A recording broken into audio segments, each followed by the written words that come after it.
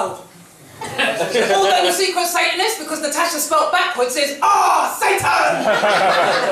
Discovered this when I was pissed and I haven't had a drink since. I was also diagnosed with bipolar, and the pills the doctor prescribed me made me put weight on, so I thought, I'm not taking these, I'd rather be thin and mad than fat and sane. So if I speak a bit quickly, blame it on the bipolar. So it's nice to see this place bursting at the seams. I mean, I ain't gonna lie, there are more people here than was at the Alcoholics Anonymous meeting I was in at 7 AM this morning. I mean, I stopped drinking 3 years ago today. Yeah, that was an achievement. And I've spent more times in pubs in the last few months of doing comedy than throughout my entire 20-year drinking history. Because I'm a cheapskate. It's like, why am I going to spend £4 on a pint when I can get 4 cans of K-cider for the same price from the license next door? Toxic apple juice, love chemicals. Now, if you're an alcoholic of my description, you just shouldn't drink. Because when I drank, I did some stupid shit. I mean, I came to, after a 20-year blackout, to find myself surrounded by kids. Where did these come from? There were 5 of them.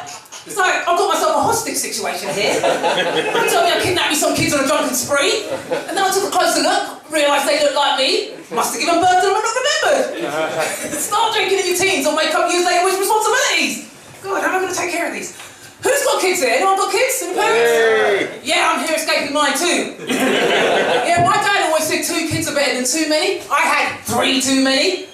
And if you had kids, you want to just get them out of the way, don't you? I mean, you have them all together so you can all go to school together and all leave home together. Not in my case! Mine are all still living at home, from the 22-year-old to the 4-year-old, and I'm like, bitches leave! So I've got plans for your rooms. I want a walk-in closet, a music studio, a dungeon for my sexual submissives. Gosh, go! Get yourself a girlfriend and make me a grandma. Gosh, I mean, I do love my kids. I mean, I was actually nominated for the Happiest Parent Award. Believe it or not. It's like every time the teachers see me, it's like, oh, you're always so positive. Oh, you're put us in a good mood. Oh, you're infectious. And I thought, thanks for saying I'm a disease. It's like, of course I'm happy. I'm getting rid of the kids for 7 hours. Free childcare, what's not to be happy about? No, don't get me wrong. I really do love my kids. I'd love for them to release me from this life sentence. I mean, don't you think that raising kids is like serving time? I mean, at least with the prison stretch, you know where it's going to end. Parenthood is till death do us part. On a happy note, I can't wait till May with my criminal conviction spent. I mean, I can't understand how prisoners can have jobs, but yet I can't get a job working in a prison. I tried. I mean, my cousin, she was in prison, and they released her to work daily, and I can't get employment. I mean, I'm going to have to commit a crime to go to jail to get a job. I mean, I was actually convicted of a crime that I didn't commit. Now, I know the prisons are full of innocent people, but I really was innocent. Yeah. Which just goes to show that a black person can't go up against a white person in court and win, and it's your O.J. Simpson. And you killed a person. God, I should have taken a leaf out of this book and murdered the bitch.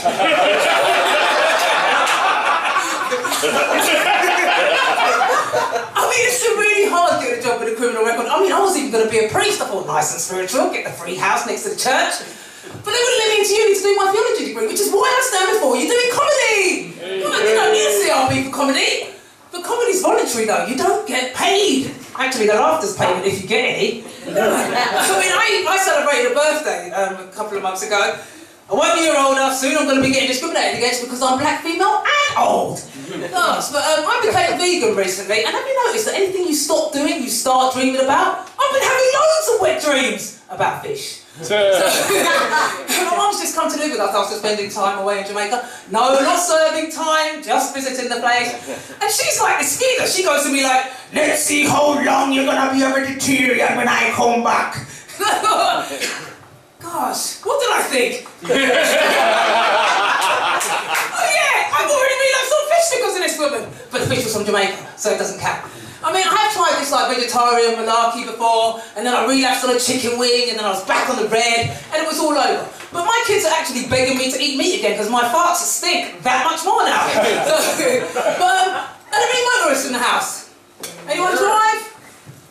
No drivers, good, because you're all drinking, so that's good. But I hate other motorists. I mean, I'm always stuck behind some prick, slowing down before the speed humps, sticking to the speed limit, reporting me to the police because I've been tailgating them for the last 5 miles. Gosh, and traffic wardens. I hate traffic wardens. Trying to charge me £65 for collecting my kids from school? Liberties! I mean, probably going to be parked on that yellow line for 2 seconds. Just because I get free childcare doesn't mean I want to pay for collection. It's a conspiracy. God, I want to get a giant military tank and roll over them all, and then I'll probably end up in jail and finally get that job. Hey. But yeah, I went to Port Park in the holidays with the kids, and I felt discriminated against because I wasn't rich or disabled.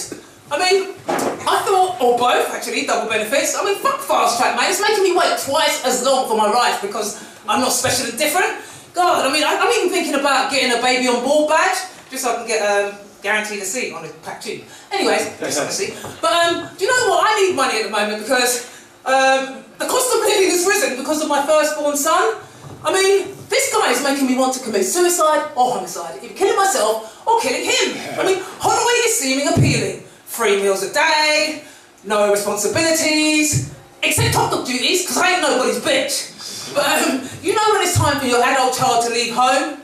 When you can visualise their neck as a pincushion using a screwdriver. I mean, you can't even stand to be in the same house as them, let alone the same room. I mean, whenever you see them like this cold spot with frosty winds appeared, where the room temperature drops because of like paranormal ghost activity in the room, and it's because their days are numbered. It's like they're literally the Walking Dead. I mean, 22 years is a long time to stay welcome, don't you think? It's like, take the hint, bye.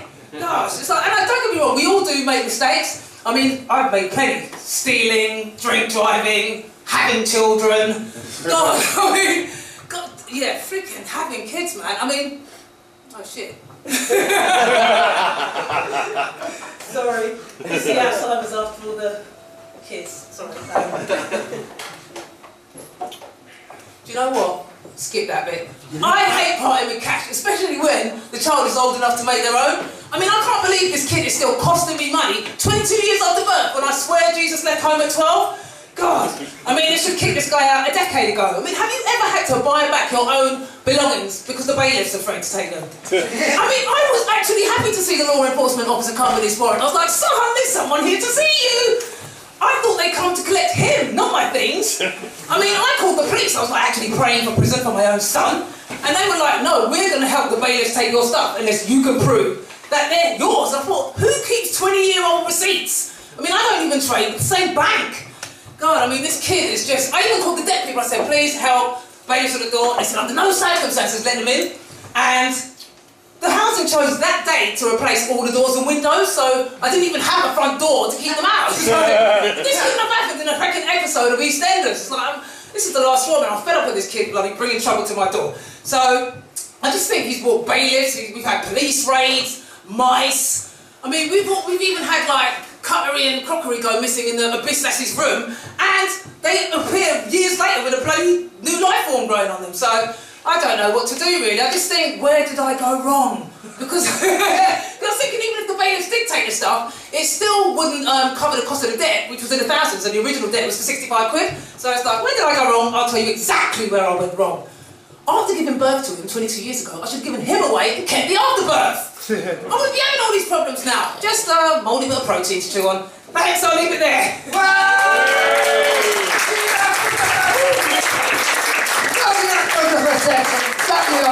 I mean, now, just to recap, we're going on break. There's quite a lot of you, so like, let's make it 10 to 15 minutes. At the beginning of the second half, there is your idol, Mr. Paul Merrick. At the end, there is the fantastic professional headliner. Give a round of applause to everybody you've seen so far.